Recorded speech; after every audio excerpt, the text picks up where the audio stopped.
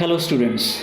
Today we are going to move ahead with the story from where we left in our last session.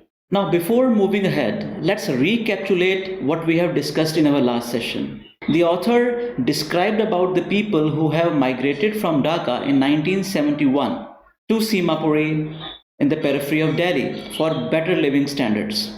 Fine. They moved from Dhaka because their house were being swept away with the storm and floods. Fine. They were hoping that they'll be having a good living standard in Simapuri, but that didn't happen. Instead of that, they started working as a rag picker. Why? Because they don't have the education, they don't have the resources there. Fine. Author also described about Sahib Alam as well. He described that how the name Sahib Alam is an irony. The meaning of Sahib Alam is Lord of Universe. But he was working as a rag picker. He was living a life of poverty. Author also described about his interaction with Sahib, where he asked why he don't go to school. To which Sahib replied that because there is no school nearby. And author asked him, what if she open up a school in the neighborhood? To which Sahib replied that definitely if she open up a school, he will take admission in the school. Author also described about her interaction with the Sahib's friends as well. She asked Sahib's friend why they are not wearing chappals, to which they gave different reasons. For example, one of the friends described that he don't wear chappal because the mother has kept the chappals on the top of the shelf. Now let's discuss first the questions which I have given you in my last session as a homework. Question number 1 is, but promises like mine abound in every corner of his bleak world. What promise does the author recall? In what context was it made and was it fulfilled? Now here author is talking about the promise of opening up a school which she has made to Sahib, and Sahib agreed to join that school. But author said that she made that promise to Sahib just to have a talk with Sahib. Her intention was not to open up a school. So by giving this statement, the author want to convey that these kind of statements are made to words every now and then, but they are not being fulfilled. Fine. Next question is, explain, for children garbage has a meaning different from what it means to their parents. Now by this statement, the author want to convey that though the kids and the elders, they are rag pickers, they are searching something valuable from the garbage, but the term garbage has a different meaning for the kids and different meaning for the parents. For kids, it is just a source of wonder. They find anything which can be valuable for them. It's a source of excitement for them. Fine. But for the parents, it is a source of survival. Next question is, what is Sahib looking for in the garbage dumps? Where is he and where has he come from? Now Sahib is looking for gold in the garbage dumps. Now gold here is something valuable to them, something which is a source of wonder for them. He is living in Simapuri in the periphery of Delhi. Fine. And he along with his family has come from Dhaka in 1971. Clear? Now next question is, what explanation does the author offer for children not wearing footwear? Author gave two explanations. In the beginning he said that the reason why they are not wearing footwear is because of their tradition.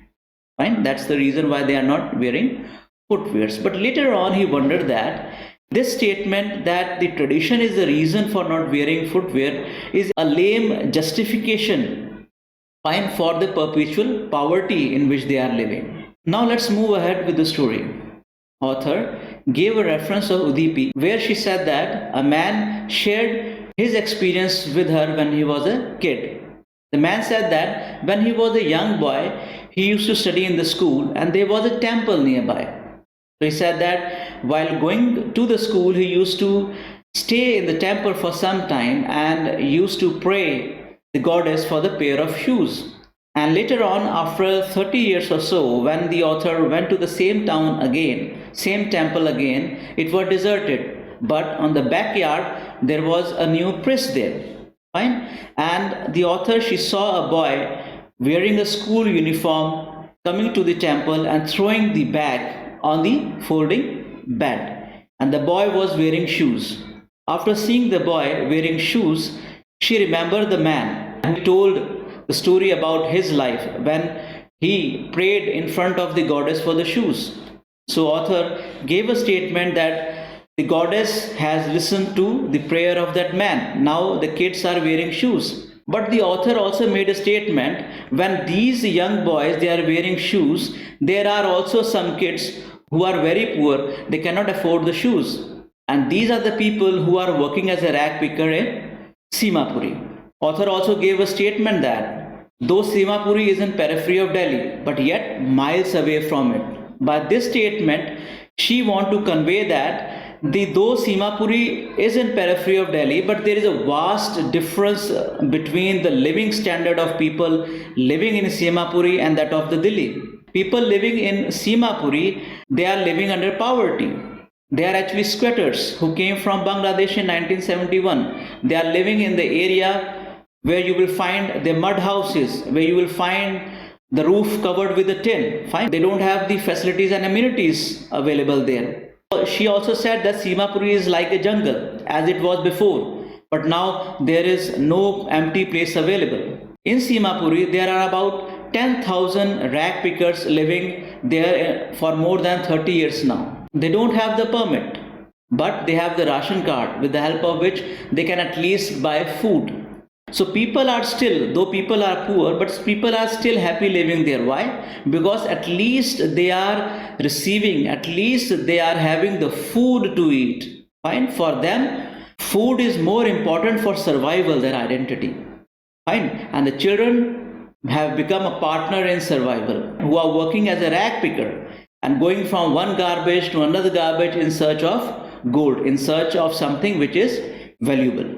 When they are going to the garbage to search something valuable, they always have a hope to find something new, to find something more. If they find a coin, they don't stop searching. Rather, they keep on searching something more with excitement that definitely they will get something more as well, which is a source of wonder for them.